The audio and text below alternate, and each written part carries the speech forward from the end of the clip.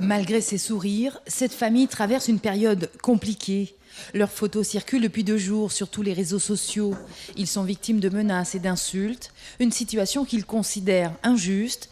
Ils nient avoir participé à quelconque fête au village Cécilia. J'ai été samedi rendre visite à ma belle-mère tout simplement et après je suis parti parce que je sais qu'ils sont contaminés par là. On ne peut pas rester là. Donc j'ai été à aucune fête au village Cécilia. C'est pas vrai. Et tout le monde était au courant qu'elle était contaminée. Mais les gens peut-être ne se rendaient pas de la gravité de la situation de cette maladie. Mais moi, je me suis rendu compte, je ne vais pas me mélanger avec eux.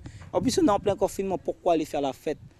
Ce n'est pas le moment de faire la fête. On a le temps de faire la fête toute l'année, toute la vie. Ce n'est pas le moment. C'est rester à la maison. Si tu te déplaces, c'est pour le boulot, sinon aller faire les courses comme ils ont dit. Et on ne va pas en rester là, moi j'irai porter plainte. Parce que ce n'est pas normal de divulguer ma vie comme ça. L'histoire arrive jusqu'en France. Jusqu'en France, on parle de moi. On m'appelle, je reçois des appels matin, midi, soir. Je suis fatigué là, franchement, j'en peux plus. J'en peux plus. Malgré sa colère, Papin tient à rappeler l'importance en cette période de crise d'être solidaire.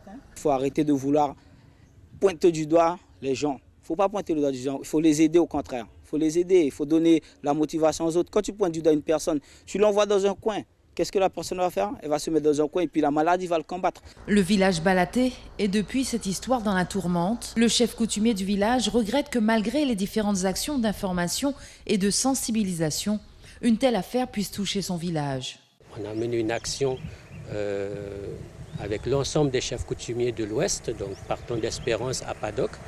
Nous avons lancé ce message pour l'ensemble de la communauté amérindienne. Donc par la suite, c'est sûr que je suis en train de voir avec les services de l'État pour justement consolider les rapports entre les autorités coutumières et les services de l'État parce que c'est vrai que nous avons comme tradition de se rassembler, de se mélanger entre villages amérindiens. Eh bien, à ce stade de la situation, il faut que tout ça s'arrête. Le capitaine a contacté ce matin l'ARS et la gendarmerie. Le couple et le père de la jeune fille ont été testés en début d'après-midi. Les résultats sont attendus demain matin. Suivez l'info sur Guyana Première, télé, radio et Internet.